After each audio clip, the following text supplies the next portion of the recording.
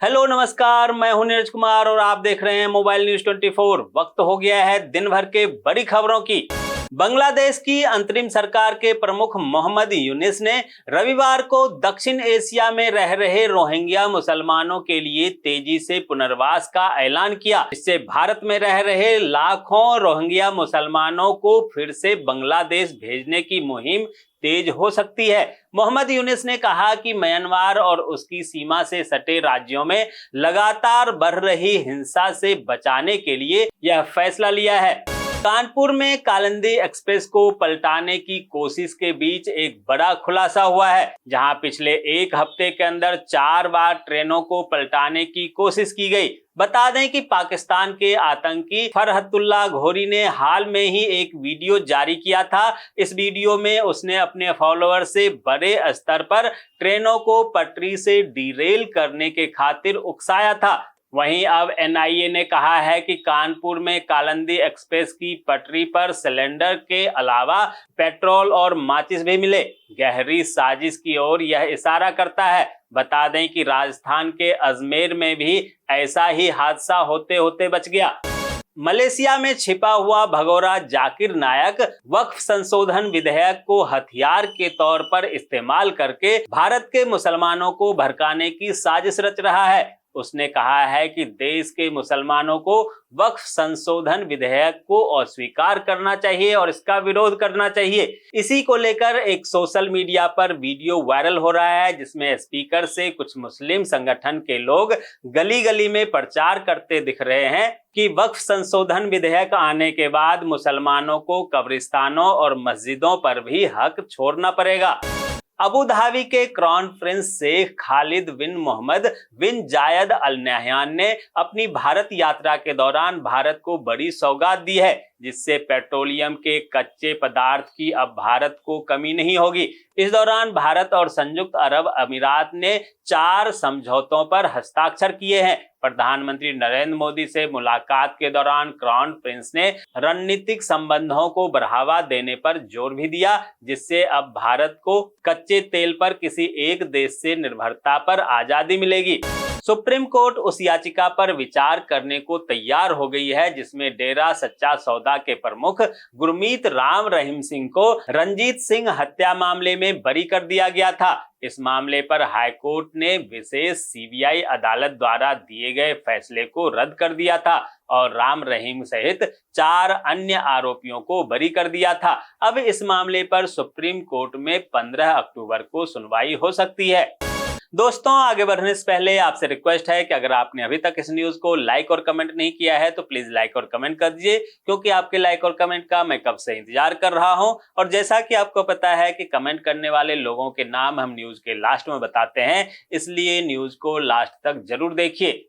केंद्र सरकार लगातार किसानों की आय बढ़ाने पर फोकस कर रही है, जिसे देखते हुए कृषि सचिव देवेश चतुर्वेदी ने कहा है कि कृषि क्षेत्र को डिजिटल बनाने की दिशा में एक बड़ा कदम उठाने के लिए केंद्र सरकार जल्दी ही देश भर में किसानों का पंजीकरण शुरू करेगी, ताकि उन्हें आधार के समान एक विशिष्ट पहचान पत्र प्रदान किया जा सके। अयोध्या में 22 जनवरी को राम मंदिर प्राण प्रतिष्ठा के दिन बेंगलुरु में भाजपा का राज्य कार्यालय उड़ाने की साजिश नाकाम की गई है, जहां बेंगलुरु के रामेश्वरम कैफे धमाके की चार्जशीट में एनआईए ने यह खुलासा किया।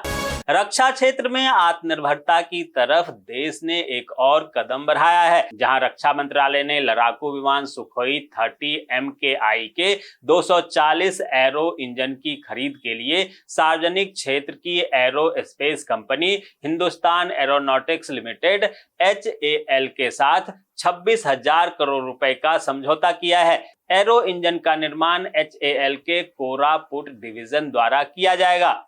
उत्तर प्रदेश के पूर्व मुख्यमंत्री मुलायम सिंह यादव की छोटी बहू अपर्णा यादव कल उत्तर प्रदेश राज्य महिला आयोग में उपाध्यक्ष के तौर पर शामिल होगी। बता दें कि अपर्णा यादव को पिछले सप्ताह इस पद पर नियुक्त किया गया था, लेकिन उन्होंने अभी तक कार्यभार नहीं संभाला है। केंद्रीय मंत्री लल्लन सिंह ने पंचायती राज मंत्रालय की कार्यशाला में 2047 तक विकसित भारत की नींव 2029 तक रखने की प्रतिबद्धता जताई। उन्होंने पंचायत प्रतिनिधियों को प्रत्येक पंचायत के एक गांव को गोबर गैस परियोजना के लिए चुनने का निर्देश दिया है। राजधानी में प्रदूषण कम करने के लिए दिल्ली सरकार सख्त कदम उठाने जा रही है। जहां अब पेट्रोल पंपों पर लगाए गए एआई कैमरे न सिर्फ पीयूसी सर्टिफिकेट की जांच करेगी बल्कि पुराने वाहनों पर भी नजर रखेगी। 10 साल पुराने डीजल और 15 साल पुराने पेट्रोल वाहनों पर प्रतिबंध है। इन वाहनों को पेट्रोल पंप पर ही रोककर कार्रवाई की जाएगी। हरियाणा विधानसभा चुनाव के बीच जो राम को लाए हैं हम उनको लाएंगे के गायक कन्हैया मित्तल कांग्रेस पार्टी ज्वाइन करने वाले थे, लेकिन उनका दिल बदल गया है। कन्हैया ने सोशल मीडिया पर बताया कि कल मैंने जो मन की बात कही थी कि मैं कांग्रेस ज्वाइन करने वाला हूं, उसे मैं वापस लेता हूं, क्योंकि मैं नहीं चाहता कि किसी भी सनातनी का भरोसा टूटे। आज मैं टूटा तो कल कई और टूट जाएंगे। उत्तराखंड में समान नागरिक संहिता कानून राज्य स्थापना दिवस से पहले लागू हो जाएगा, जहां राष्ट्रपति की ओर से विधेयक को मंजूरी दे दी गई है।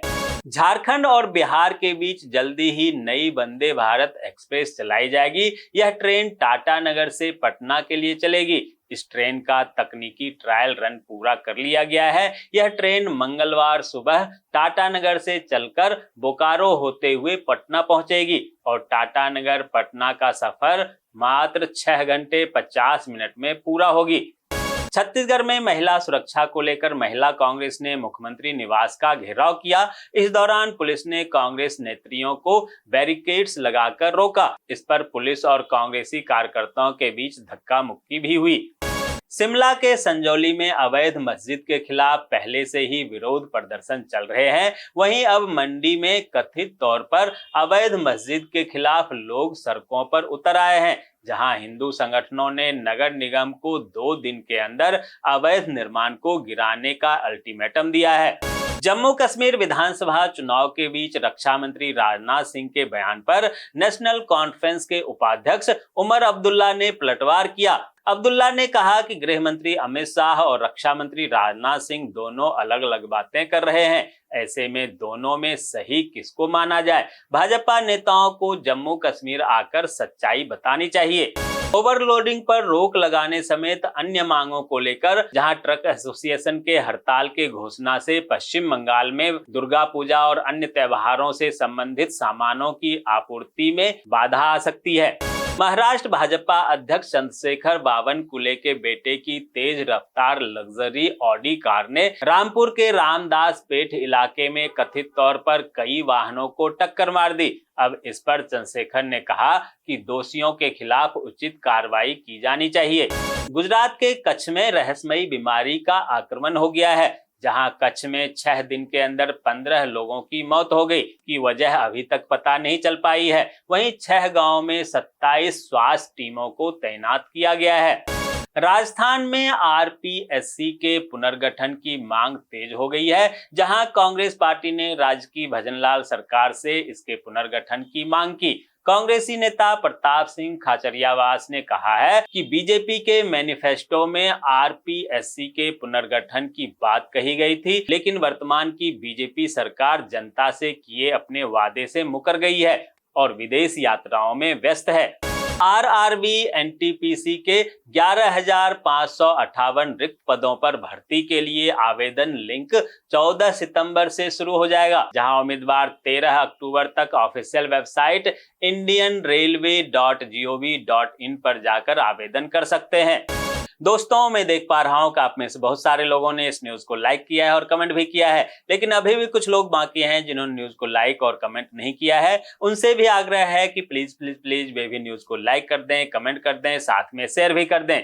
तो ये थी दिन भर की बड़ी खबरें। ऐसे ही खबरों से अपडेट रहने के लिए चैनल को सब्सक्राइब कीजिए, नोटिफिकेशन बेल को दबाइए।